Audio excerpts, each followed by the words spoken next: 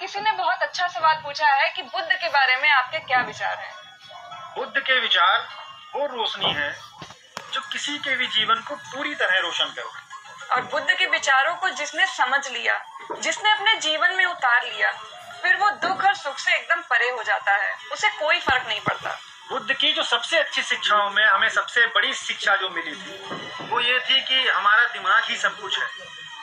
और उस समय हम ये जानते ही नहीं थे, हम क्या 99% लोग ये नहीं जानते हैं कि उनके पास एक दिमाग भी है।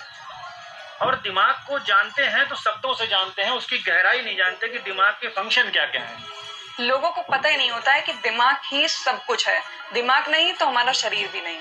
दिमाग ही सब सोचता है, दिमाग ही हमें परेशान करता है, दिमाग ही सुख का कारण है, दिमाग ही दुख का कारण है, और दिमाग ही हमारे शोषण का कारण है। सब कुछ दिमाग है। जब इस बात को हमने धीरे धीरे गहराई से समझना शुरू किया, और जो ध्यान का सूत्र उन्होंने दिया कि तुम बैठो और बस अपने विचारों को देखो कि कैसे आपके विचार आपको परेशान करते हैं।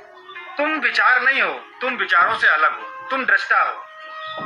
और ये धीरे धीरे जब ध्यान बढ़ता चला जाता है तो हम विचारों से अलग हो जाते हैं, और फिर हम धीरे धीरे दिमाग के फंक्शन को जानना शुरू कर देते हैं। और जब दिमाग को समझ जाते हैं तो इस दुनिया को समझ जाते हैं। बुद्ध ने आत्मा को सीधे डिनाई किया और परमात्मा जैसे विषयों पर वो मौन रहे, क्योंकि इससे इंसान के सुख और दुख का कोई लेना देना नहीं। ये सिर्फ कल्पनाएं हैं। जो चीजें इंसान की कल्पनाओं में हैं उन पर वो मौन रहे। तो बुद्ध ने हमें सदियों पहले वो दे दिया जो यूनिवर्सल ट्रूथ है, जो जीवन जीने का ढंग है।